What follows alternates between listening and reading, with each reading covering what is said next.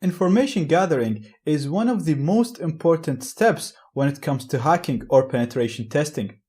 If you think of it, you can't really gain access to a system if you don't have enough information about it. So for example, let's say you're connected to a network and one of the devices connected to this network is your target.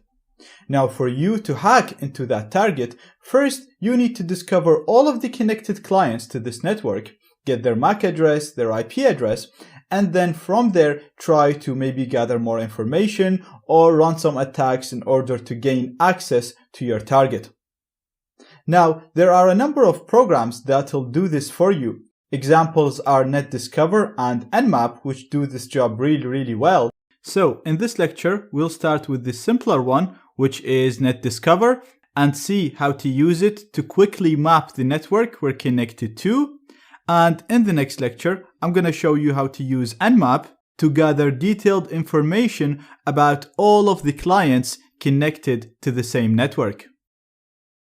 So I have my Kali terminal in here, and if I do ifconfig, you'll see I have ETH0, it has an IP address, and like I said, this is the virtual interface created by VirtualBox when we set the Kali machine to use a NAT network.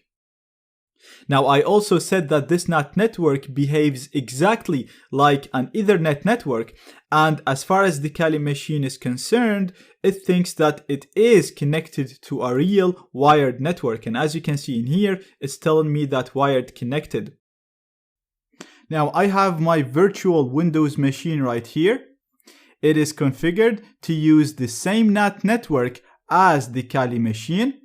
Remember, we're still in the network hacking section, so both you and the target machine need to be connected to the same network. So as far as these two computers are concerned, they think that they are connected to the same network. So what I want to do right now is use NetDiscover and see how we can use it to discover all devices connected to the same network. Now the method that I'm going to show you will work exactly the same whether you're using it against a virtual network like I'm doing right now or against real network, and even if your target is a Wi-Fi or a wireless network. So all you have to do is type the name of the program, which is NetDiscover, and then type -R to specify an IP range to search for. This needs to be a range that can be accessed by you. So right now you can see that my IP is 10.0.2.16 and I can only access IPs on the same subnet. So IPs on the same subnet start at 10.0.2.0 and they would end at 10.0.2.254 because 254 is the last IP that a client can have. So my range is going to be 10.0.2.1 and I want to search for clients that might have an IP of 10.0.2.1, 10.0.2.2, 10.0.2.3, all the way up to 10.0.2.254.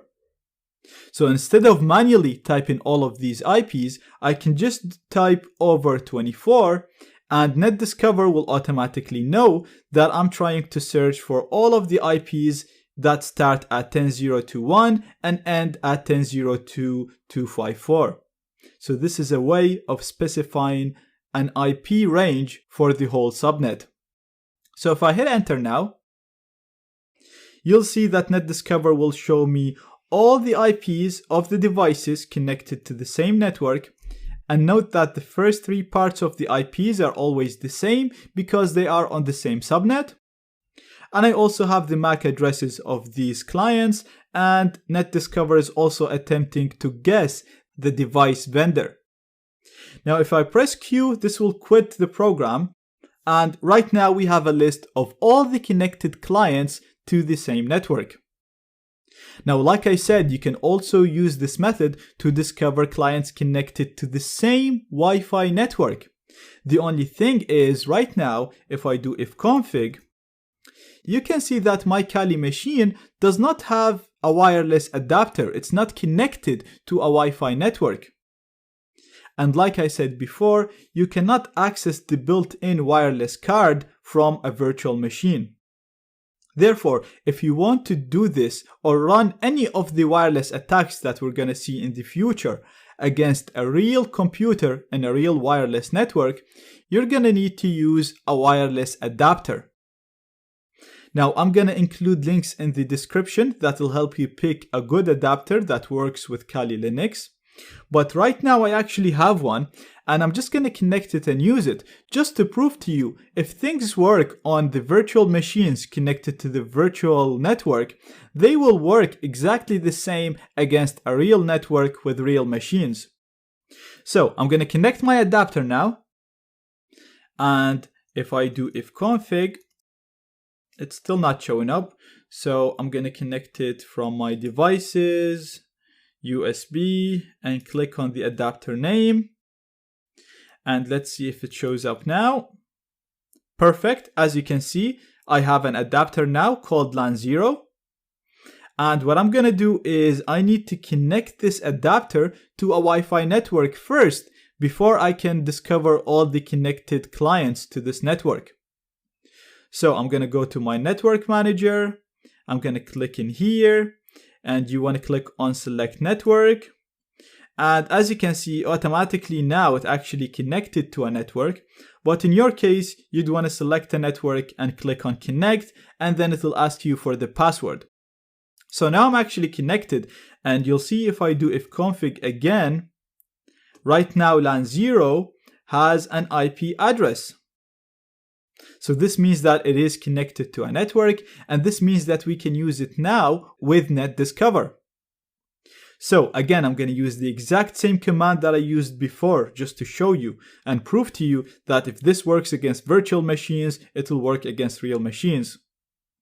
And the only difference is going to be the IP. So I'm going to remove this IP. And as you can see right now, my IP is 192.168.1.8. So therefore, the range that I'm going to look for is going to start at 192.168.1.1. And I'm going to leave the over 24 here because this will tell NetDiscover that I want to start at 192.168.1.1 and finish at 192.168.254. So if I hit enter now this did not work, and I know why. In order for this to work, you actually have to disable the NAT network. So to disable the NAT network, we're going to go on devices, we're going to go on network, and we're going to uncheck the connect network adapter. So now once done with this, if we just run the exact same command again, as you can see, it's discovering all the connected clients, all their IP addresses, all their MAC addresses, and it's guessing the manufacturer. And you can see it's also discovering some Apple devices here. So as you can see, it's working perfectly using the exact same command. Now I only did this just to show you that if things work against virtual machines and against virtual networks, then they will work against real machines, because these virtual machines and virtual networks are modeled over real machines. And as far as the machines are concerned, they actually think they are real computers and real machines.